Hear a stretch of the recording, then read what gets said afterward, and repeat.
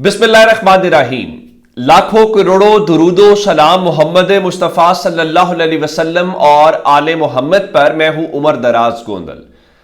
Islamabad high court के 6 जजेस ने जो खत लिखा था वो मामला 7 रुकनी बेंच के सामने टेकअप हुआ था और उस मामले में जस्टिस याया आफरीदी ने अपने आप को उस बेंच से अलहदा कर लिया था।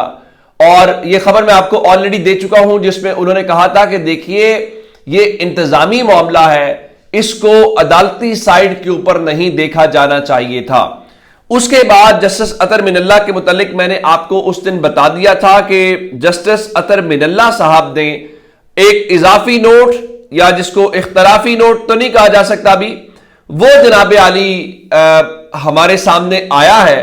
तो अगर इस पूरे केस का अगर जस्टिस याया अफरीदी वाली जो कमी रह गई थी, जस्टिस अतर मिनल्ला ने उसका पूरा कड़ाका निकाल दिया है। मैं आपके सामने उनके इस नोट के हवाले से बता देता हूं। जस्टिस अतर मिनल्ला ने कहा, चूंकि उस नोट के अंदर भी लिखा हुआ है और काजी फायज ईसा साहब ने उस समात के दौरान भी कहा था कि देखिए ना कि वजीर आजम को तो तलब नहीं किया जा सकता। तो जस्टिस अतर मिनल्ला ने इस बारे में क्या कहा?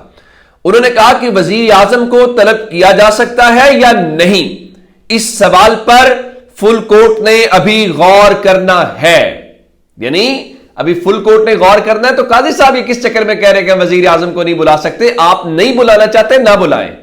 काजी साहब आप तो इमरान खान के दौर में व्हाट्सएप के ऊपर तरक्याती फंड्स देने के ऊपर खुद नोटिस ले लिया करते थे। अब शहबाज शरीफ के बारे में आपकी बड़ी मोहब्बत जागी हुई है। आगे चलते हैं। अतर मिनल्ला साहब ने लिखा, हुकूमत के कमीशन बनाने से अदलिया की आजादी मुतासिर होती है या नहीं अभी तय होना है। हाई कोर्ट जजेस का खत बताता है कि वो हर मुतल्लिका फोरम पर मामला उठाते रहे हैं। 2 बुनियादी सवाल उठा के तीसरे सवाल का उन्होंने जवाब दे दिया। नंबर 1, वजीर आजम को तलब किया जा सकता है यानी काजी साहब आप नहीं ये सर्टिफिकेट देंगे, फुल कोर्ट तय करेगी। नंबर 2, आपने और शहबाज शरीफ ने जो तय कर लिया कमीशन बनाएंगे, तो क्या वो कमीशन अगर बन जाए तो अदलिया की आजादी मुतासिर होती है या नहीं होती? इस सवाल का जवाब भी अभी नहीं निकला और इसका भी है। साथ ही उन्होंने कहा कि ये जो कहा जा रहा है कि हाई कोर्ट के जजेस वाला मामला, तो वो उन्होंने हर मुतल्लिका फोरम को लिखा, हर वो दरवाजा खटखटाया जो उनका बनता था। मिसाल के तौर के ऊपर उन्होंने अपने घर में मामला हल करने की कोशिश की, उन्होंने चीफ जस्टिस को लिखा, उन्होंने पाकिस्तान के चीफ जस्टिस को बताया, उन्होंने सीनियर सुप्रीम कोर्ट के जज को बताया। वो और क्या कर सकते थे? तो उन्होंने जो ड्यू प्रोसेस है उसको फॉलो किया है। आगे अगला मामला कि मामले की संजीदगी के बावजूद इदारे ने जवाब नहीं दिया। इस्लामाबाद हाई कोर्ट जजेस ने वही किया जो हर जज हल्फ के मुताबिक करने का पाबंद है। हाई कोर्ट के जजेस पर 6 जजेस पर शक की कोई वजह मौजूद नहीं है। हाई कोर्ट जजेस ने आइन की पासदारी का हल्फ उठाया है, यानी उनके मुताबिक अब इदारे से मुराद जुडिशरी है, इदारे से मुराद उनके चीफ जस्टिस है, इदारे से मुराद सुप्रीम कोर्ट के चीफ जस्टिस है, इदारे से मुराद सुप्रीम कोर्ट के सीनियर जज हैं। अब उनको जब यह मामला उनके नोटिस में लाया गया, उनको बार बार बताया गया, तो इदारे ने उनको जवाब नहीं दिया। और इस्लामाबाद हाई कोर्ट के जजेस क्या कर सकते थे? वो यही कर सकते थे कि आगाह करें, सुप्रीम जुडिशियल काउंसिल को आगाह करें, अपने चीफ जस्टिस को आगाह करें, पाकिस्तान के चीफ जस्टिस को आगाह करें।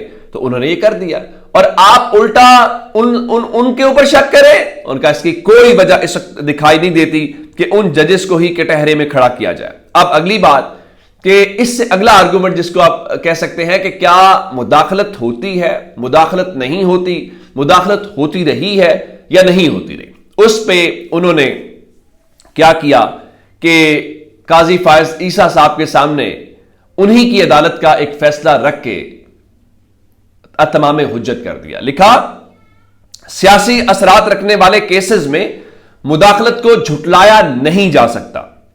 जुल्फिकार अली भुट्टो रेफरेंस में अदालत यह खुद मान चुकी है। अभी चंद रोज पहले तो आपने कहा था कि फेयर ट्रायल का मौका नहीं दिया गया था। चले ये आप ये तो नहीं बता सके कि किसके कहने के ऊपर नहीं दिया था। आप उस जनरल जिया का नाम भी नहीं ले सके, लेकिन पूरी दुनिया को पता है।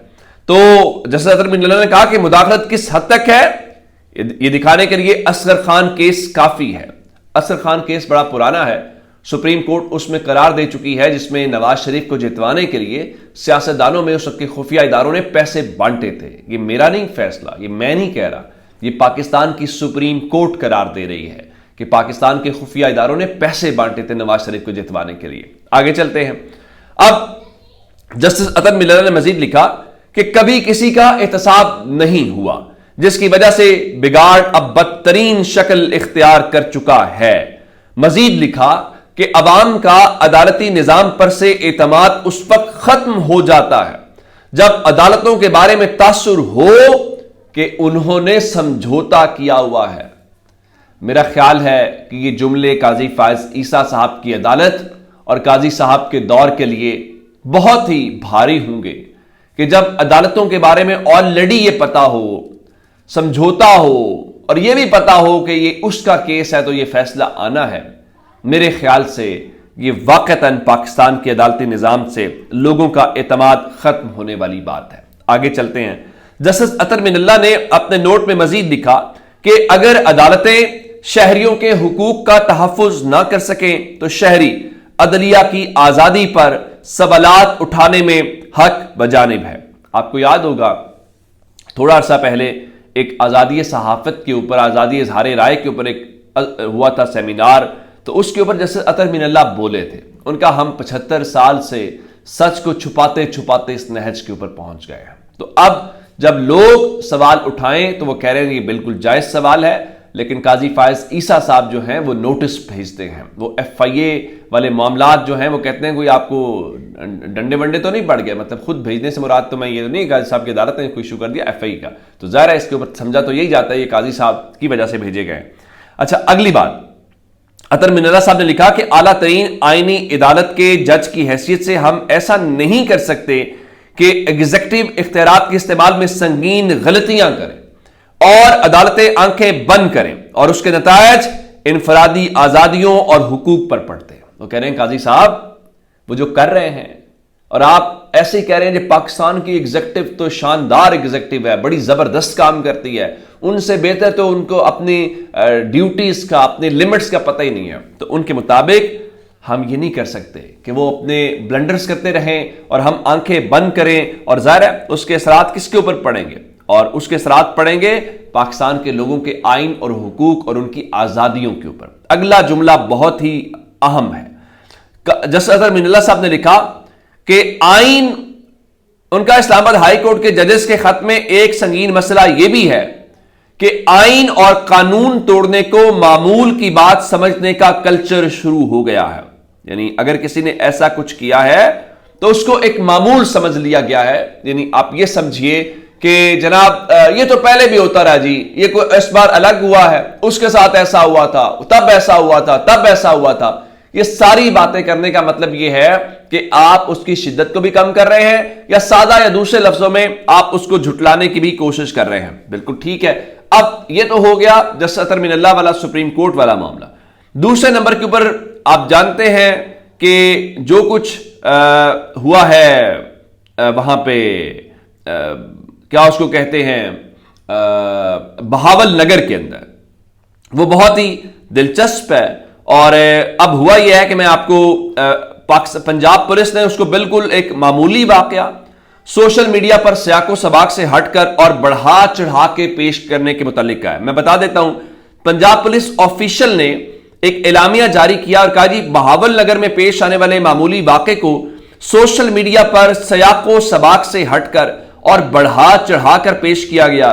یہ غلط تاثر پیدا کرنے کی کوشش کی گئی کہ جیسے پاک فوج اور پنجاب پولیس کے درمیان کوئی محاذ آرائی ہوئی ہے. سوشل میڈیا پر غیر مصدقہ باتیں وائرل ہونے کے بعد دونوں اداروں کی طرف سے فوری جوائنٹ انویسٹیگیشن کی گئی، جس میں دونوں اداروں کے افسران نے تمام حقائق کا جائزہ لیا اور معاملے کو خوش اسلوبی سے حل کر لیا. پاک فوج اور پنجاب پولیس دہشت گردوں، شر پسندوں اور خطرناک مجرموں کو کیفر کردار تک پہنچانے کے لیے پورے صوبے میں مشترکہ کارروائیاں جاری رکھے ہوئے ہیں. عوام سے درخواست ہے کہ سوشل میڈیا کے جعلی پراپوگنڈے پہ کان نہ دھریں. بالکل مناسب، بالکل بات درست ہے.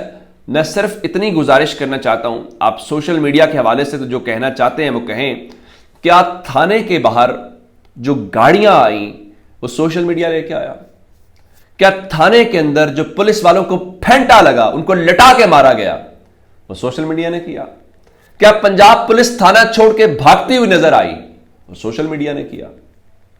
کیا گیٹ سے اتار کے پنجاب پولیس والوں کو لٹا کے ان کے سینوں کے اوپر بوٹ رکھے گئے اور وہ لو لہان نظر آ رہے ہیں، یہ سوشل میڈیا نے کیا؟ یہ سیاق و سباق سے ہٹ کے ہوا؟ کسی نے کوئی سیاق و سباق نہیں، وہ ویڈیوز کیا بتا رہی ہیں؟ یعنی پنجاب پولیس کو لٹایا سوشل میڈیا نے ہوا ہے، ان کی دوڑیں وہ لگا رہے ہیں کہ تھانے کا گھیراؤ سوشل میڈیا نے کیا ہوا ہے۔ اور اس کے بعد اینڈ پہ ایک اور بات پتہ چلی ہے، وہ کیا ہے؟ وہ یہ ہے کہ پنجاب پولیس نے جو ان کا آفیشیل ٹویٹر ہینڈل ہے اس سے ایک تو یہ کیا گیا ہے، اور اس کے ساتھ انہوں نے اپنے جو ایک نعرے لگاتے ہوئے اہلکار ہیں وہ بھی لگائے، دونوں طرف سے پنجاب پولیس اور پاک فوج کے حق میں نعرے اہلکار لگا رہے ہیں، اور ساتھ ہی یہ کہا گیا ہے کہ ملکی سالمیت کے خلاف